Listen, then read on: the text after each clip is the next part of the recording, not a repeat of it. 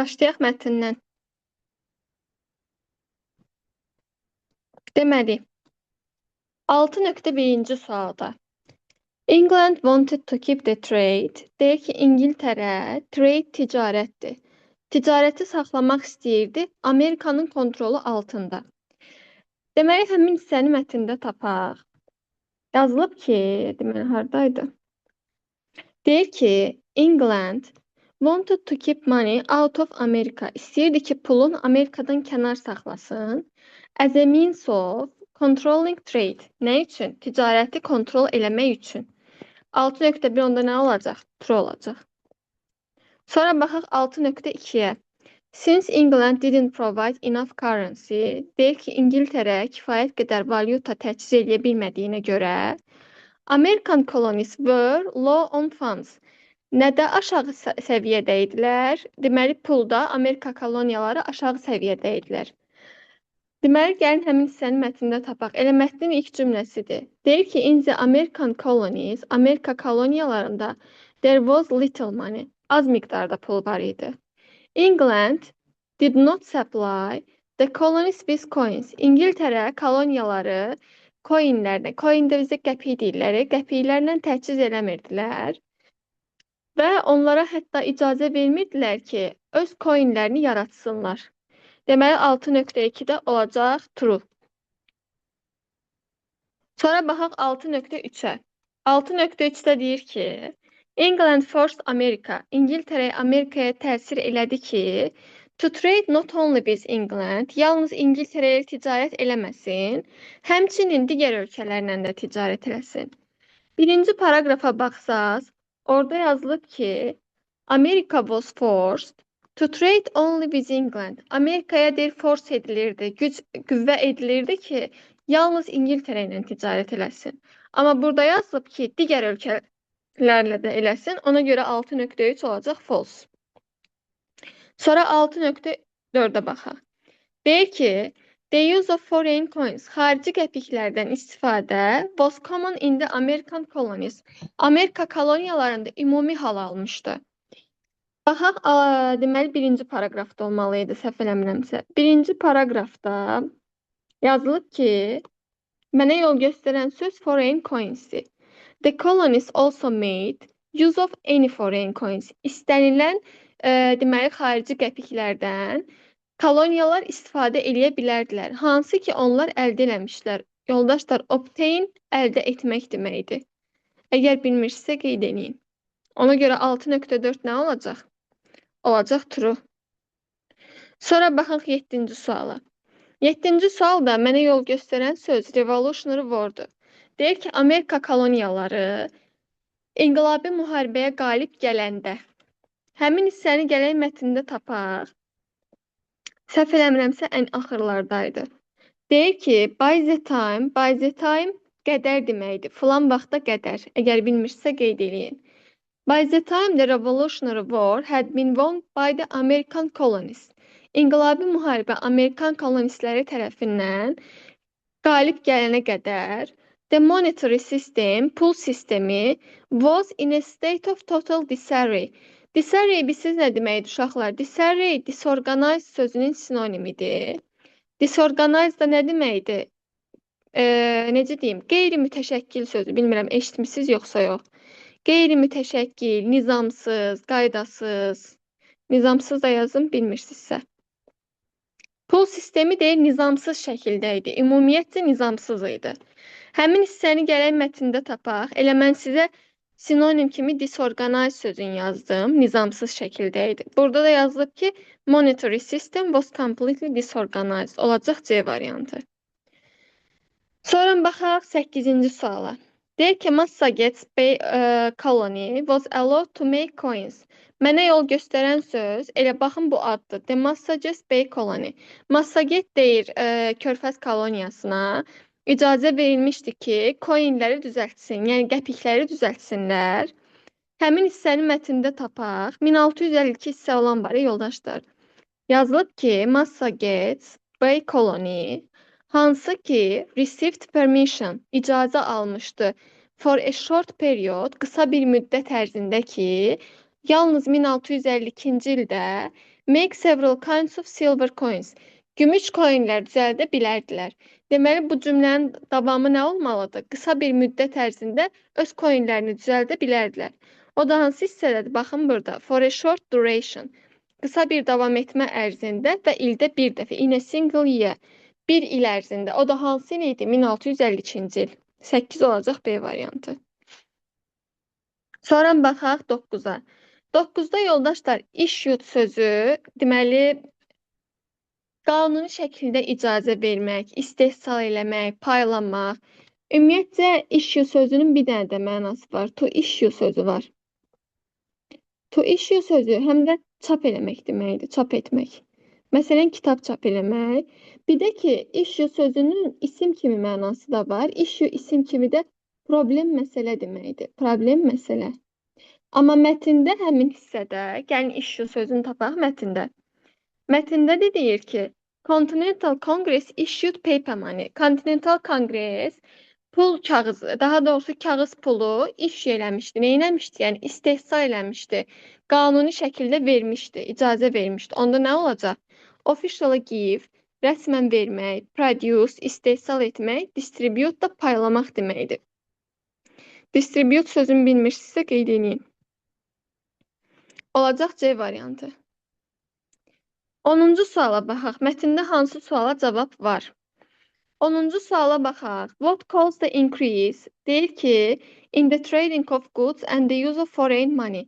Nə səbəb olmuşdu? Mal əmtədə ticarətin yüksəlişinə və xarici puldan istifadəyə. Həmin hissəyə gələk. Deməli, yoldaşlar, yazılıb ki, baxın, bu hissədə olmalıydı, deməli. It was virtually of no value. Onun demək olar ki, heç bir dəyəri yox idi. O deyəndə nəzərdə tutduğu paper money idi özündən əvvəlki cümlədə. Kağız pulun heç bir dəyəri yox idi. Thus trade in goods and the use of foreign coins still flourished. Buna baxmayaraq ki, deyir, əmtədə ticarət və xarici puldan istifadə still flourished. Flourish nə deməkdir, yoldaşlar? Flourish çiçəklənmək deməkdir. Flourish həm də inkişaf eləmək deməkdir. Yazaq inkişaf etmək, çiçəklənmək. Deməli, inkişaf eləməyinə səbəb olan nə idi? Kağız pul. Onda birinci sualın cavabı var. Baxaq 2-yə. Deyir ki, how much paper money was printed before the Civil War? Vətəndaş müharibəsindən əvvəl nə qədər kağız pul çap edilmişdi? Ümumiyyətcə, mətndə vətəndaş müharibəsindən danışmır. Mətndə Revolutionary War-dan danışırdı, inqilabi müharibədən. Amma vətəndaşdan yox. 2-ni çıxıram. 3-ə. Why was Congress given the power? Deyir ki, niyə Konqres güc vermişdi to issue money, kağız pul çap eləməyə in the US Constitution? ABŞ-ın konstitusiyasında niyə kağız pulun deməli çapına, qüvvəsinə icazə verilmişdi? 3-cü paraqrafda, deməli daha doğrusu 2-ci paraqrafa baxsaz, in order to fix this problem, deyir ki, bu problemi həll eləmək üçün 1789-cu ildə konstitusiya icazə verdi ki, yalnız Konqres to produce money. Pul istehsal edə bilər. Deməli, nə üçün icazə vermişdi? Həmin o problemi həll eləmək üçün. Ona görə 3-ün də cavabı var. 4-ə baxaq. Why did England aim to prevent money? Aim hədəf almaqdır. Deyir ki, İngiltərə niyə Amerika koloniyalarına pulun çatmağının qarşısını almağı hədəf almışlar? Prevent sözünü bilmirsinizsə qeyd eləyin, yoldaşlar. Prevent sözünün mənası qarşısını almaq deməkdir. Qarşısını almaq. Deyir, İngiltərə niyə Amerika koloniyalarına pul çatmağının qarşısını almaq istəyirlər? Əslində biz bayaq həmin hissəyə baxmışdıq. Niyə qarşısını almışdı? Bax, burada yazılıb ki, England bu hissədir. Wanted to keep money out of America. Amerikadan kənarda saxlamaq istəyirdi pulu. Niyə? As a means of controlling trade. Controlling trade üçün. Yəni, ticarəti öz kontrolu altında saxlamaq üçün. 4-ün də cavabı var. 5-ə baxaq. What resources or goods, hansı deyir resurslar və yaxud da əmtə, England provide the colonies with, İngiltərə koloniyaları onunla təchiz eləmişdi. Bu sözdə özünüzdə qeyd edin, yoldaşlar. Biri to provide with-dir, to provide with. Sonra to supply with var. Bunlar hamısı təchiz eləmək, təmin eləmək deməkdir. Təchiz etmək, təmin etmək və yaxud da. İngiltərənin koloniyaları nə ilə təchiz elədiyi haqqında da məlumat yox idi. 10-cu sualda cavab olacaq 1, 3 və 4. Mətnlə bağlı problem olan qaldı.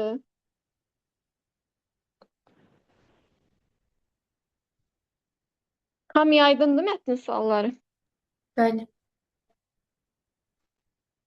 Okey. Sonra sizə səhv eləmirəmsə sinonimin testlərini vermişdim. Yazmısınız sinonimin testlərini? Bəli, müəllim. 24-cü səhifədə idi deyəsən. 40-da deyildi. Sonradan baxdım ki, səhifəsini səhv yazmışam. İnşallah ki, özünüz tapmısınız. Bəli, müəllim. 24-də idi. Okey. Səhvlərinizi yazın, baxaq.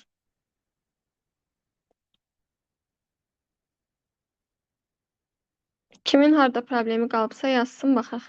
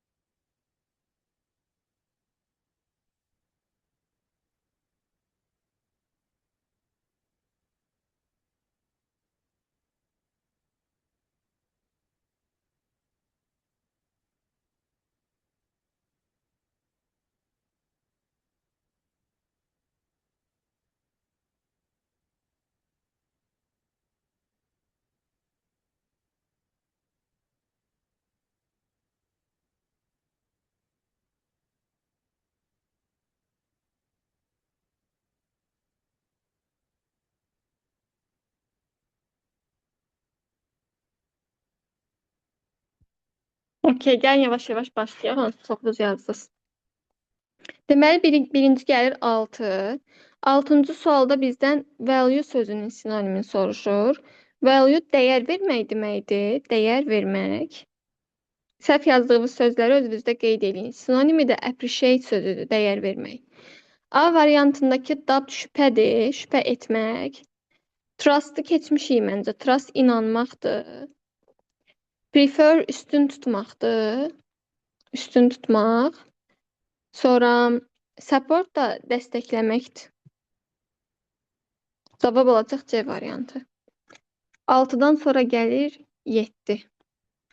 7-də kontakt sözün. Siz yəqin ki, bunu kontraktdan qarışdırmısınız. Contact with əlaqə saxlamaq deməkdir, əlaqə. Sinonimi də tie sözüdür. Tie'ın həm əlaqə mənası var, tie'ın həm də qalstuk mənası var. Bilmirsinizsə qeyd edin. Buradakı kontrakt müqavilə deməkdir, müqavilə. Sonra əslində bunlar asandır. Friendship dostluqdur, agreement razılıqdır, talkdakı danışıqlardır. Cavab olacaq tie. 6-dan sonra gəlir 9. 9-a baxaq. Deyək ki, düzgün sinonim sırasını götürün. Cavab elə A variantı olacaq da. A variantında rapiddir, quickdir, fastdır. Üçü də cəhd deməkdir. Cavab A-dır. Sonra o birisinə baxaq. Lucky uğurludur, heavy ağırdır, happy xoşbəxtdir. Asan sözlərdir bunlar. Various sözün bilmirsinizsə yoldaşlar, qeyd edeyim. Various müxtəlif deməkdir. Different sözünə sinonimdir. Similar eyni deməkdir. Various'la similar bir-birinin antonimdir. Different da fərqlidir. Dediyim kimi various'la sinonimdir. Vacant boş deməkdir. Empty də boş deməkdir. Vacantla empty boş deməkdir. Amma occupy tutulmuş, zəbt edilmiş. Deyini də buna görə çıxırıq.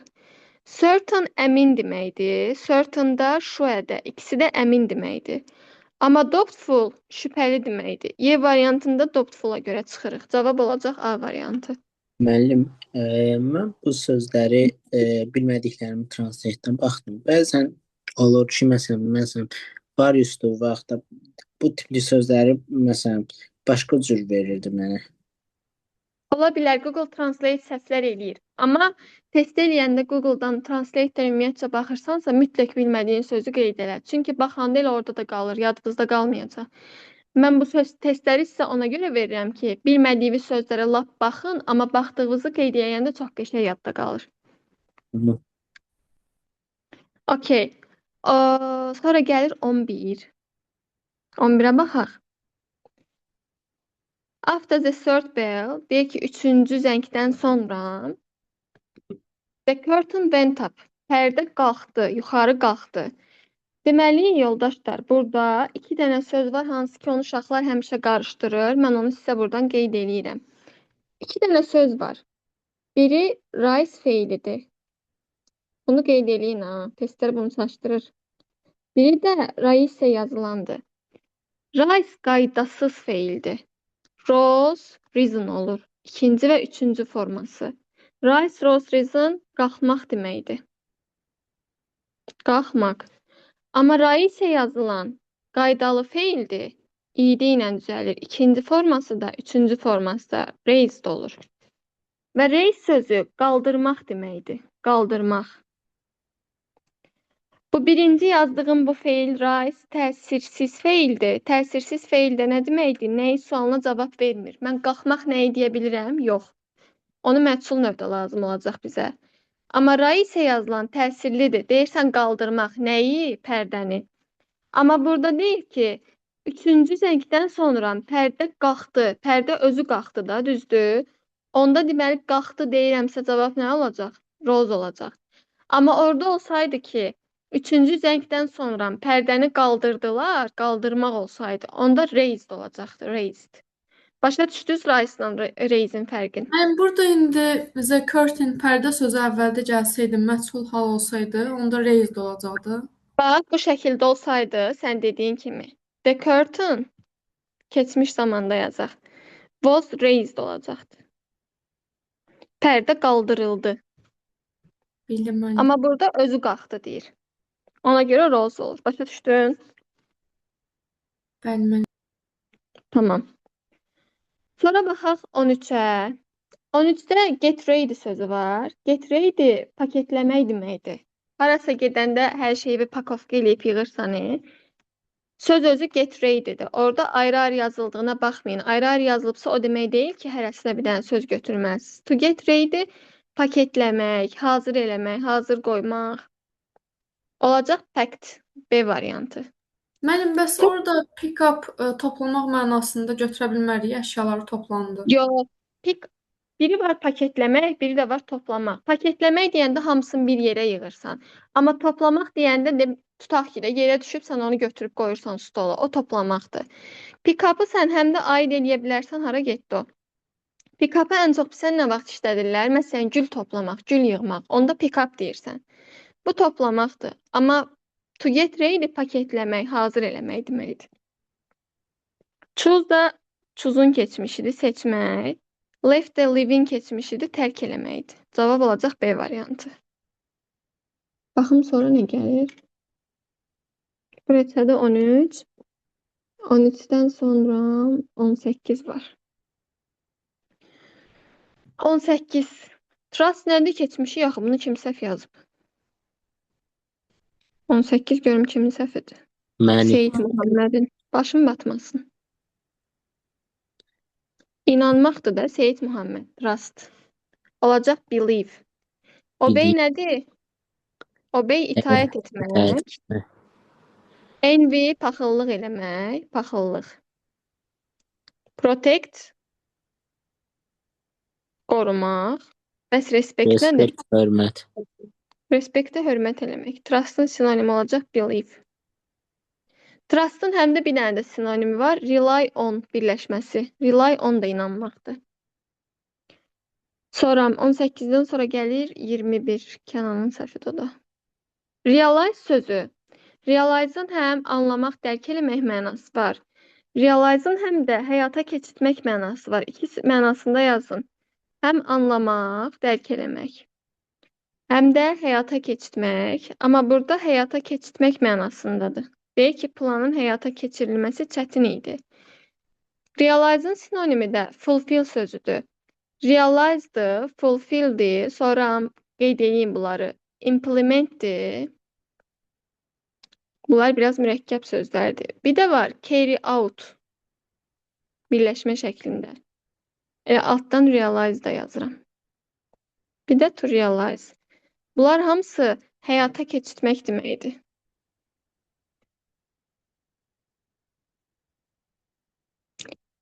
Discuss müzakirə eləmək, accept qəbul eləmək, relate əlaqəli olmaqdır. Prevent-i də bayaq dedim. Prevent nə idi? Qarşısını almaq. Mənə accept başa düşmək mənasını verə bilər. Yox, accept qəbul eləməkdir. Mən başa düşmək kimi götürmüşdüm, ona görə səhv çıxıb. Yox, accept qəbul eləməkdir. Ona görə səhv çıxıb. Ancaq qəbul eləmək. Sonra baxaq 24-ə. 24-dəki get to yoldaşlar. Bax, get to birləşmə şəklindədir. Kimin səhvidirsə qeyd eləsin.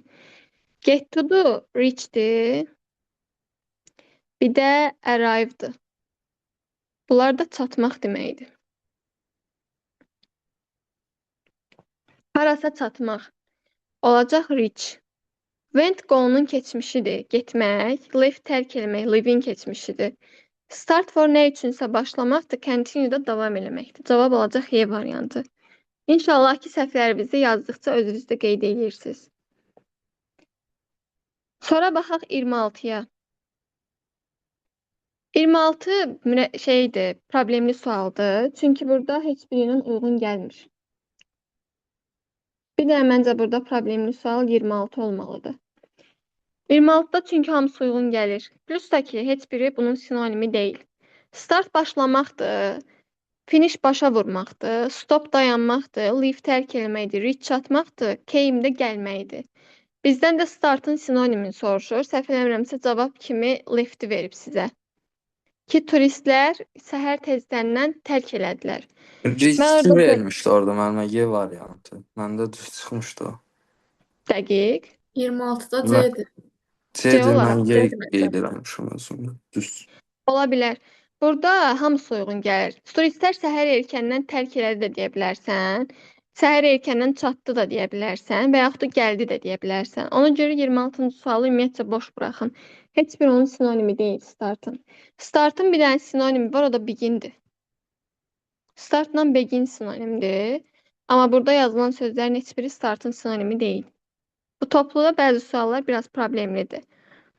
Sonra baxaq 27-yə. 27-də immediately-ni soruşur. Immediately dərhal deməkdir. O da olacaq at once. O dəqiqə, dərhal. Suddenly birdəndir. Birdən qəflətən. Yəqin ki, bunu götürənlər var aramızda. Sonra early erkəndən. Unexpectedly gözlənilmədən. Quickly də cəld, tez şəkildə. Cavab olacaq C variantı at once. 27-dən sonra 26-ya baxdıq. 29-30-a baxaq. Maşallahınız var. Deyək ki, we store our winter clothes here. Biz qış paltarlarımızı neynədik? Burada saxlayırıq. Store saxlamaq deməkdir, saxlamaq. Olacaq keep. Prepare hazırlamaqdır. Clean-i yəqin ki, bilirsiniz. Clean təmizləməkdir. Wash yumaqdır. Dust da tozlanmaqdır, yoldaşlar.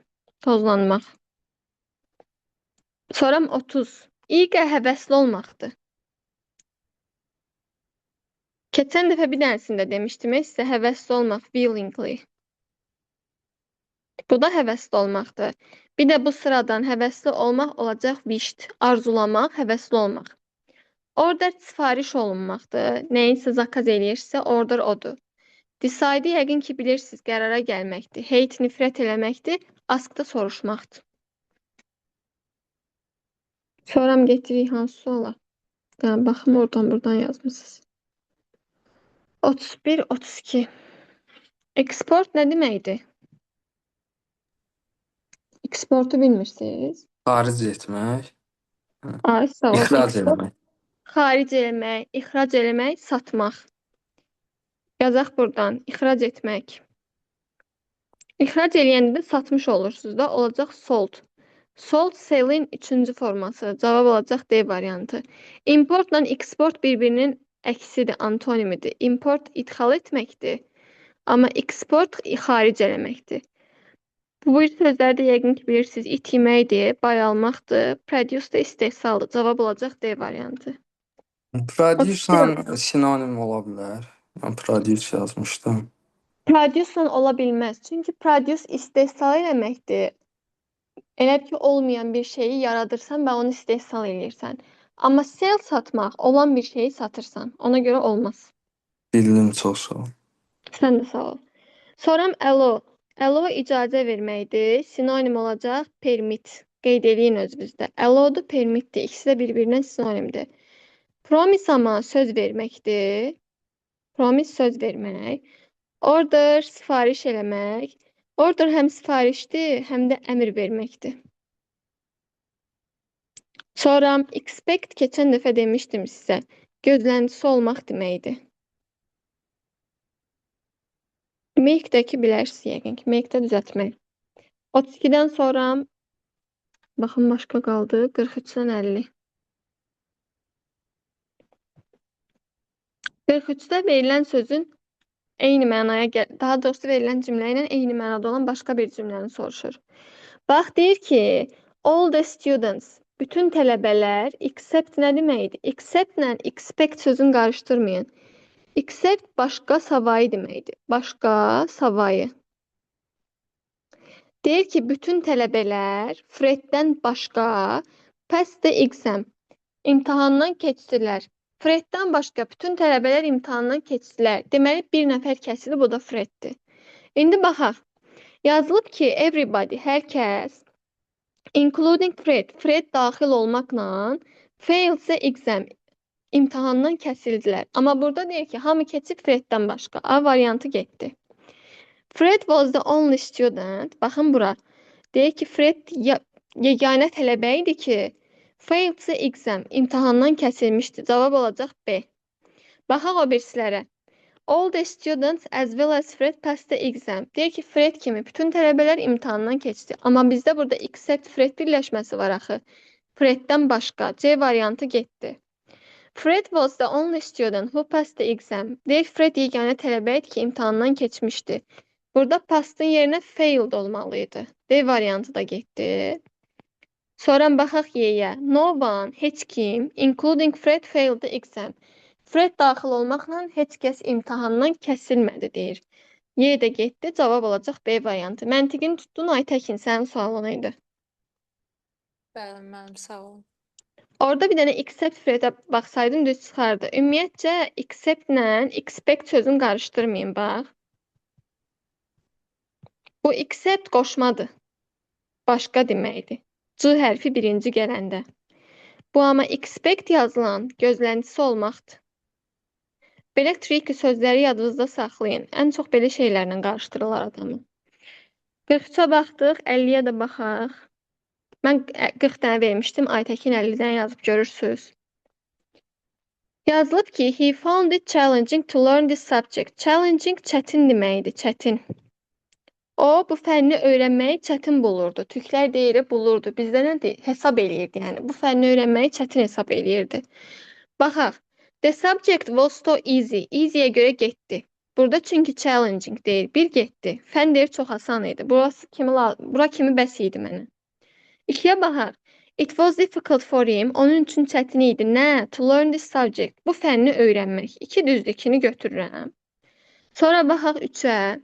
He had difficulty. Onun çətinliyi var idi. In choosing necessary subject. Önəmli fənni seçməkdə. Bizə söhbət seçməkdən getmir, axı öyrənməkdən gedir. 3-ü də çıxdım. 4-ə baxaq. He didn't find it difficult. Onun üçün çətin değildi bu fənni öyrənmək. Çətin idi olmalıydı. 4 də getdi. Learning this subject. Bu fənni öyrənmək was hard for him. Onun üçün çətin idi. Biri də olacaq 5. Başa düşdün Aytəkin? Nəyin səhv yazmışdın ki burada? Dəqiqə baxdım.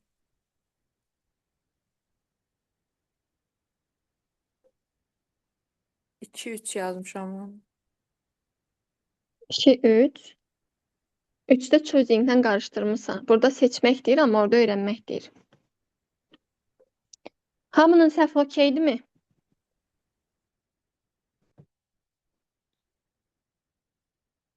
Ümid edirəm ki, bilmədiyiniz sözləri qeyd eləmişsiniz. Nə vaxtsa tutsam, yandınız.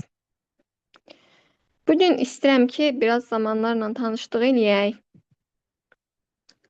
Tanışlıq eləyək deyəndəki zamanlar asan zamanları keçək.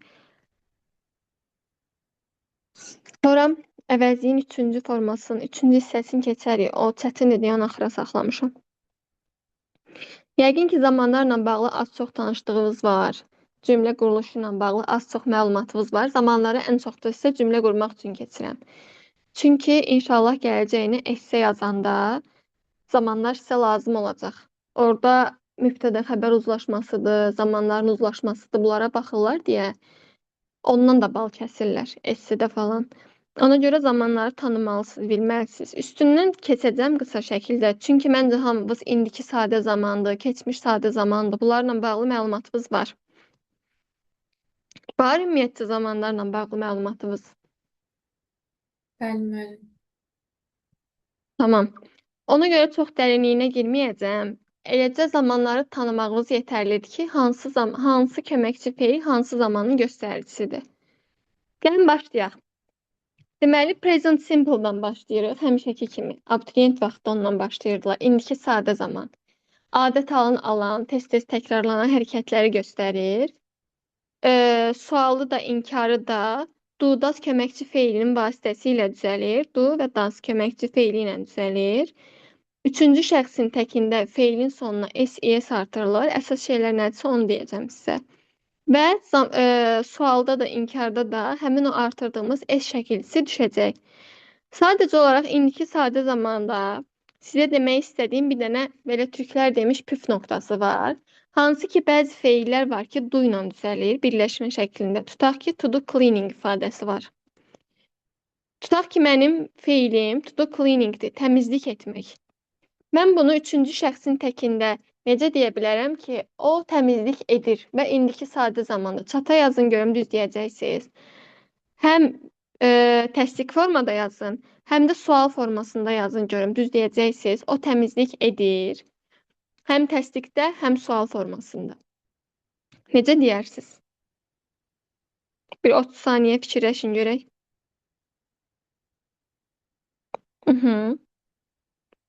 Ləman birbaşa sualın yazdı.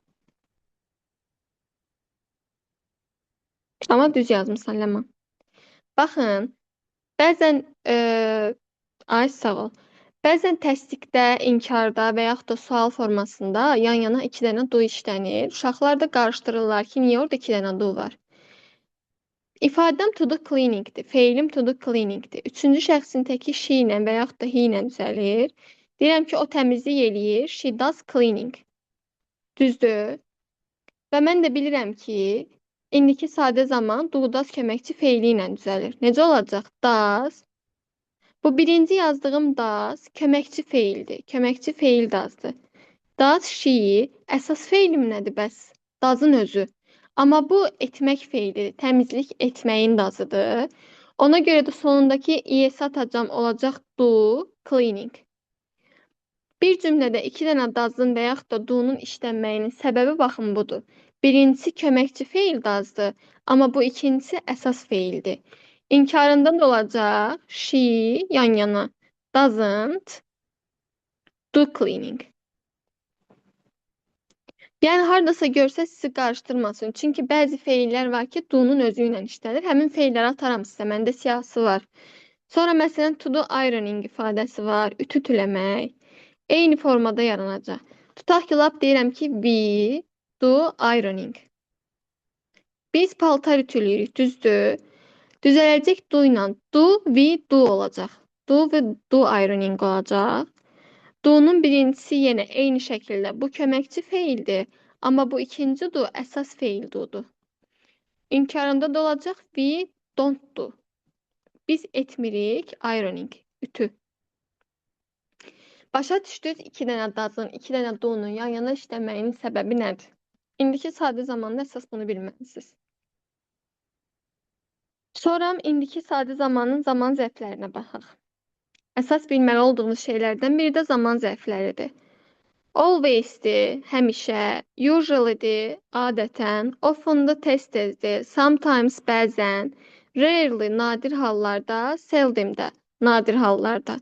Never heç vaxtı və never yadınızda saxlayın ki, inkar yaradır. Never olan cümlədə ikinci bir inkar ola bilməz. Every plus zaman bildirən sözlər. O nə deməkdir? Məsələn, every day. Sonra məsələn, tutaq ki, every week. Hər həftə, hər gün, hər il. Every plus zaman bildirən sözlər budur. Və yaxud da once a day, once a month. Gündə bir dəfə, ayda bir dəfə, burada yazıldığı kimi. Və yaxud 2 dəfə. Sonra time to time-la occasionally nadir hallarda. Vaxtaşırı deməkdir, yəni vaxtaşırı. Sonra frequently də often sözünün sinonimidir. Frequently ilə often ikisi də tez-tez deməkdir. Bunlar indiki sadə zamanın zaman zərfləridir. Ondan sonra gəlir yoldaşlar past simple, keçmiş sadə zaman.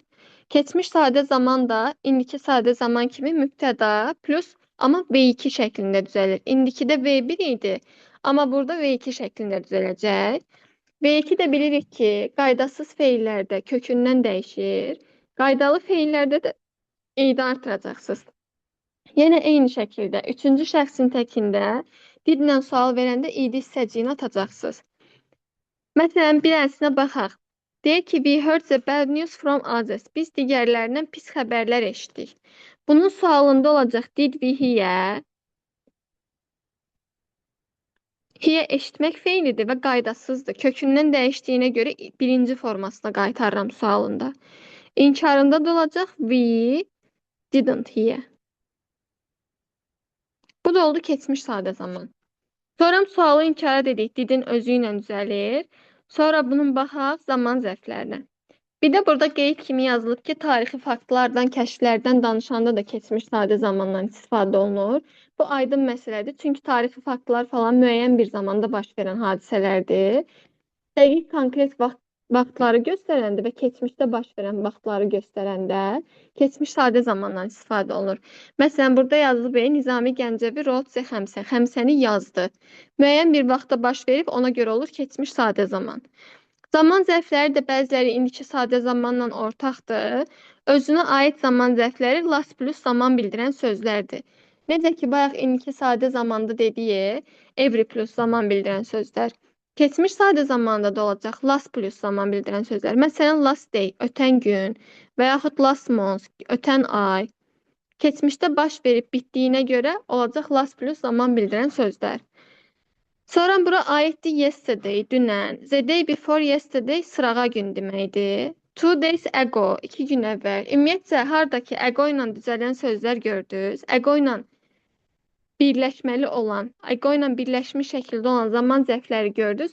Yadınızda saxlayın ki, keçmiş sadə zamandan başqa heç bir zamandan söhbət gedə bilməz orada. Əgər ego görmüsünüzsə. Sonra in the past, keçmişdə, uşaqlıqda, in the middle ages, orta əsrlərdə, erkən əsrlərdə, once upon a time, nağıllarda başlayanda deyirlər bir var idi, bir yox idi, bir zamanlar yəni. In 1990s-də 90-cı illərdə. Ümumiyyətcə yoldaşlar, haradakı konkret bildirən, konkretlik göstərən zaman zərfləri gördünüzsə, söhbət keçmiş sadə zamandan gedəcək. Sonra baxaq future simple, gələcək sadə zaman. Eyni şəkildədir, sadəcə zaman zərfi fərqlidir, köməkçi feili daha doğrusu. Burada da olacaq shall will üstəgəl will. Çox uzatmayacağım. Sualı da, inkarı da shall-in willin özü ilə düzələcək. Sualında shall will keçəcək cümlənin əvvəlinə, inkarı da shall-dən will-dən sonra not artıracağıq. Amma yadınızda saxlayın ki, shall not deyə bir şey yoxdur. Shall not olmaz. Will not olar. Qısa şəkildə də olar. Daha doğrusu olar. Sadəcə qısa şəkildə bunda olacaq won't, bunda olacaq shan't. Yəni, əgər qısa şəkildə yazmaq istəyirsə, belə birləşmələr görəndə sizi çaşdırmasın. Gələcək sadə zamanın köməkçi feillərinin inkarıdır. Sonra bir də to be going to ifadəsi var, hansı ki, abituriyent vaxtı bizə keçirdilər. To be going to qısa zaman ərzində görülməsi planlaşdırılan işləri göstərir. Qısa zaman ərzində görülməsi planlaşdırılan hərəkətləri göstərmək üçün istifadə olunur. Məsələn, tutaq ki, deyirsən ki, mən məktəbə gedən vaxtı, yox, daha doğrusu used to ilə qarışdırdım. Tutaq ki, deyirsən ki, dərsdən çıxandan sonra şəhərə gedəcəm, atıram. Onlayn dərs bitəndən sonra şəhərə gedəcəm. Sən bunu hələ planlayırsan, amma hələ o hərəkəti həyata keçirtməmisən. Olacaq to be going to. Məsələn, deyirsən ki, dərsdən sonra dostlarımla görüşəcəm. Planlayırsan da, dərs qutarsın ki, gedim. Olacaq I am going to meet my friends after lesson. Sualın inkarı eyni şəkildədir. Köməkçi feili atıram cümlənin əvvəlinə olur sualı. İnkarında da köməkçi feilindən sonra not artırsız olur inkarı. Belə heç bir fərqi yoxdur yəni. Zaman zərfləri də deməli yenə yada salaq. İndiki sadə zamanda oldu every plus zaman bildirən sözlər. Keçmiş sadə zamanda oldu last plus zaman bildirən sözlər. Gələcək sadə zamanda da olacaq next sonrakı. Məsələn deyirəm ki next month növbəti ay. Növbəti ay filan yerə gedəcəm. Hələ planlayıram amma getməmişəm. Gələcəyə aiddir. Ona görə olur gələcək sadə zamanda. Olacaq next plus zaman bildirən sözlər. Məsələn, tomorrow, sabah, the day after tomorrow, biz deyirik ona birisi gün. Soon tezliklə, tonight bu axşam, in the future gələcəkdə və s. Bunlar hamısı da gələcək sadə zamanın zaman zərfləridir. Biri də var yoldaşlar keçmişə nəzərən gələcək zaman. Hansı ki bunu tələbələr həmişə gələcəklə qarışdırırlar. Yadınızda saxlayın ki, keçmişə nəzərən gələcək zaman ancaq keçmiş zamanla uzlaşır. Buradan yazıram, sizin də yadınızda qalsın. Ancaq keçmişlə uzlaşır. Çünki əgər yadınızdadırsa, mən sizə uzlaşmanı keçən dərsdə, ondan əvvəlki dərsdə demişdim ki, keçmiş ancaq keçmişlə, yenə yadımıza salaq. İndiki yalnız indiki ilə və gələcəklə, gələcək zamanda ancaq indiki zamanla uzlaşır. Və keçmişə nəzərən gələcək zamanda keçmişdə görülməsi planlaşdırılan hərəkətləri göstərir. Keçmişdə qaldığına görə keçmişlə uzlaşacaq. Və düzələn forması da should would plus V1 şəklində olacaq. Shouldla would keçmişə nəzərən gələcək zamandır. Sualı da inkarı da eyni şəkildə should would-un özü ilə düzələcək.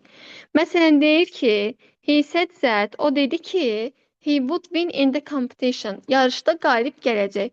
Baş cümləm elə mənə göstərir ki, bu keçmişdə baş verən bir hərəkətdir. Dedi ki. Amma keçmişdə planladığına görə olacaq keçmişə nəzərən gələcək. He would win olacaq. Və yaxud da I knew that, bilirdim ki, baş cümlə o dəqiqə mənə göstərir ki, söhbət keçmişdən gedir. Real Madrid would lose demək against Barcelona. Barcelona'ya qarşı olan maçda Real Madrid uduzacaq. Keçmişdə dediyimə görə olur keçmişə nəzərən gələcək zaman. Bunu qəti şəkildə sadə gələcəklə qarışdırmırsınız. Bundan sonra baxaq, hələ ki budaq cümlələrini saxlayıram, bitmişlərə də baxaq, davam edicilərə baxaq daha doğrusu. Davam edici zaman çox asandır. Əmizar V1 ING şəklində düzəlir. Məsələn, deyirəm ki, mən oynayıram, mən oyun oynayıram. Olacaq I am playing. Əmizar V1 ING bu deməkdir. V1 bu play-ə kimi olan hissədir, bu da ING-sidir. Sualında olacaq am I playing? Əslində bu hamımızın bildiyi şeylərdir. İnkarında da əmdən sonra bir dənə not artıracağım. I am not playing. Bu da oldu indiki davam edici zaman. İndiki davam edici zamanda hal-hazırda, cari vəziyyətdə, danışıq anında baş verən hərəkətləri göstərir. Məsələn, tutaq ki, siz deyə bilərsiniz ki, mən hal-hazırda onlayn dərsə qoşuluram.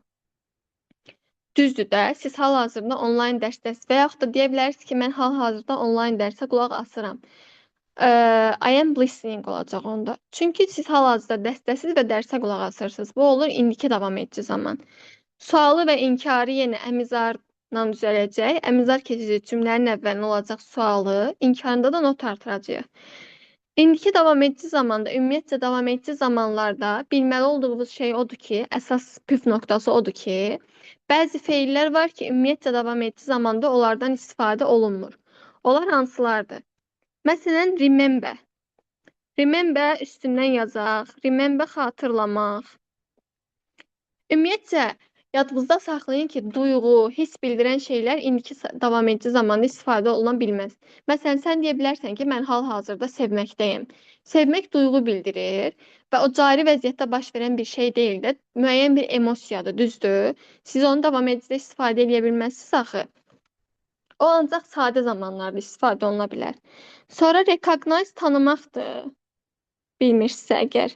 Believe-i zaten bilirik, inanmaq. Understand başa düşmək. Like xoşlamaq. Görürsüz hiss bildirir hamısı. Love sevməkdir. Hate nifrətdir. Respect hörmət eləməkdir. Suppose bilmirsinizsə qeyd eləyin. Əslində bir dəfə demişdim. Suppose güman etməkdir. Feel hiss eləmək sözünün özü. Know bilmək, want istəmək. Bunların heç birini siz indiki davam edici, ümumiyyətcə davam edici zamanlarda istifadə edə bilməzsiniz. Zaman zərfləri now, hal-hazırdadır. indi daha doğrusu. At present, at the moment, hal-hazırda. Still hələ də, right now bu dəqiqə, presently hal-hazırda. Bunlar hamısı indiki davam edici zamanın zaman zərfləridir, yəni göstəriciləridir. Keçmiş davam edici zamanın tək fərqi odur ki, orada əmizar plus ing idi. Burada olacaq was were plus ing şəklində. Sualı və inkarı was were-ün özü ilə düzələcək, inkarında da özündən sonra not artırılacaq. Bu da keçmişdə danışıq anında baş verən hərəkətləri göstərmək üçün istifadə olunur.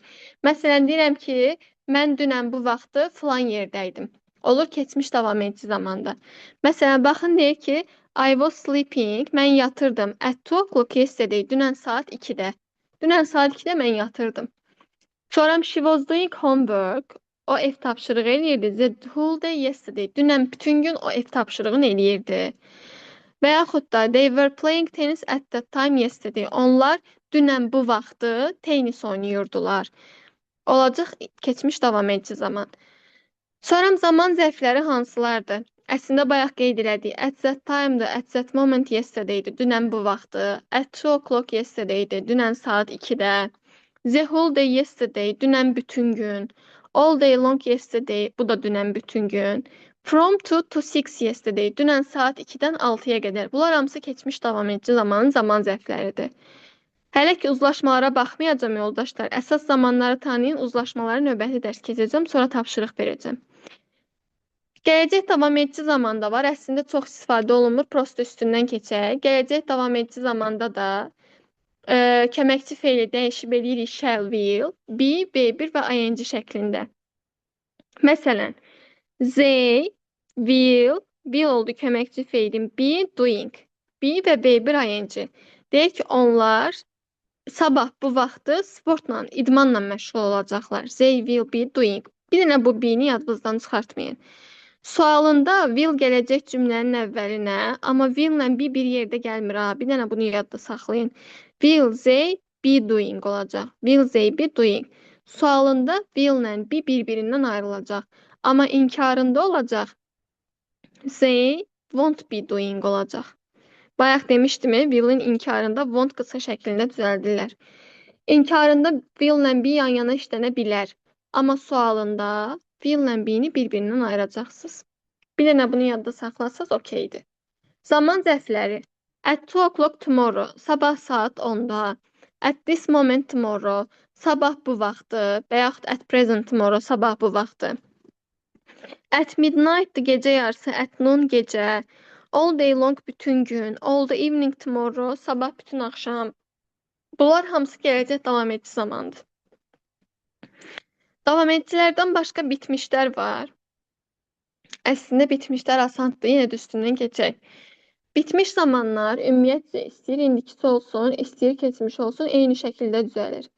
Have, has indikidə, həddəki keçmişdə, üstəgəl V3 şəklində düzəlir. Feilin 3-cü forması ilə.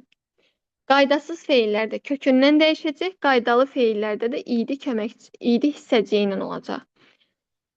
İndiki bitmiş zaman da keçmişdə baş verən, ümumiyyətcə baş verib bitmiş, amma nəticəsi göz önündə olan hərəkətləri göstərmək üçün istifadə olunur. Məsələn, baxın cümləyə baxsaq. He has combed his hair. O saçını daramışdı. Has üstəgəl V3 şəklində düzəlib. Saçını darayıb qutarıb. Amma nəticəsi göz önündədir. Nəticəsi də nədir? O yaraşıqlı görünür. Saçını darayıb qutarıb ürək. Amma nəticəsi göz önündə olan onun yaraşıqlı görünməyidir. Sualın və inkarında have-has köməkçi feillərinin özü ilə düzəldəcəksiniz.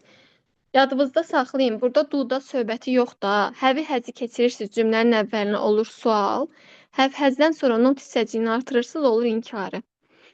Sonra bitmiş zamanda zaman zərfləri hansılardır? Məsələn, today-dir. Burada qeyd olunub, qıraqdan yazacaqdım, var imiş.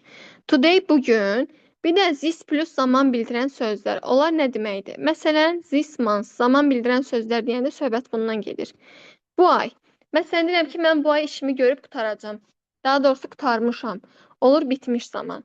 Məsələn, I have visited my family this month. Mən bu ay ailəmi ziyarət etmişəm. Eləyib qutarmışam.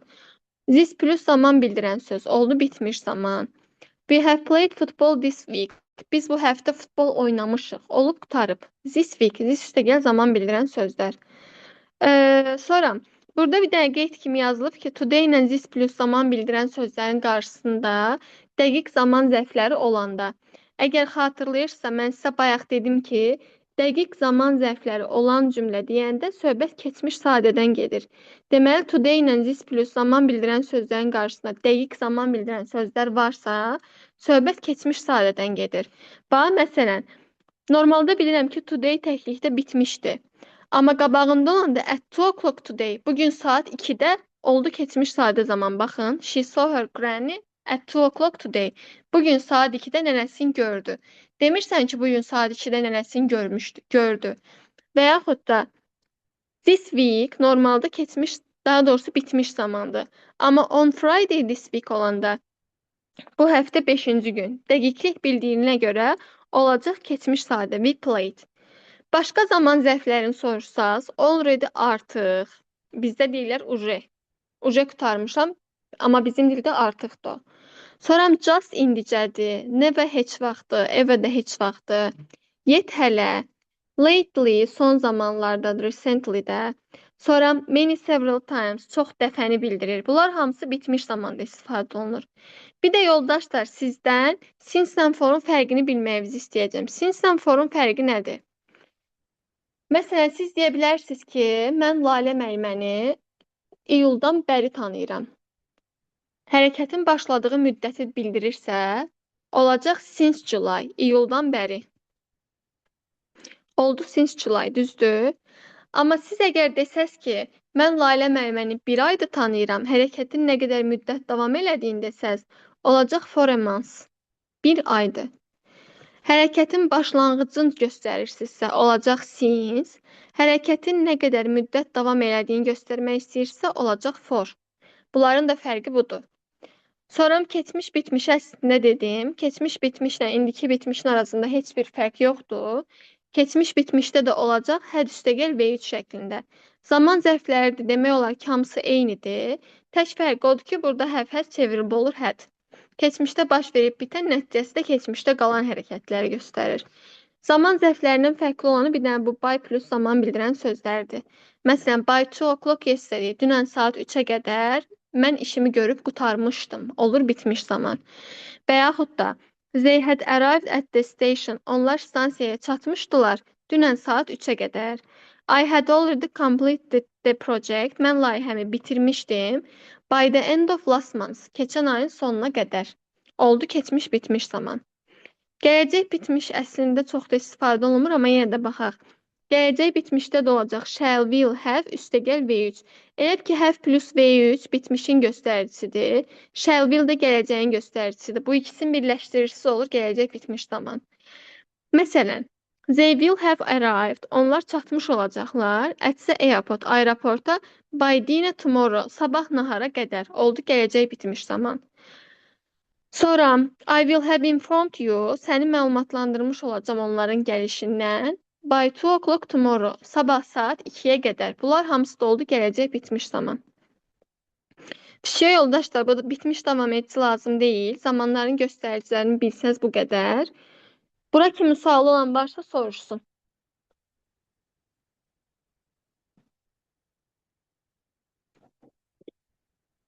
Var bura kimi sualı olan?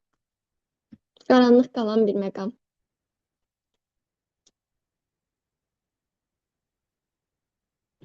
Okey. Yoxdursa ekran paylaşımını dayandırın. Keçək sözlərə. Çata nəsə yazmışsınız, yoxsa bayaqdan qalıb?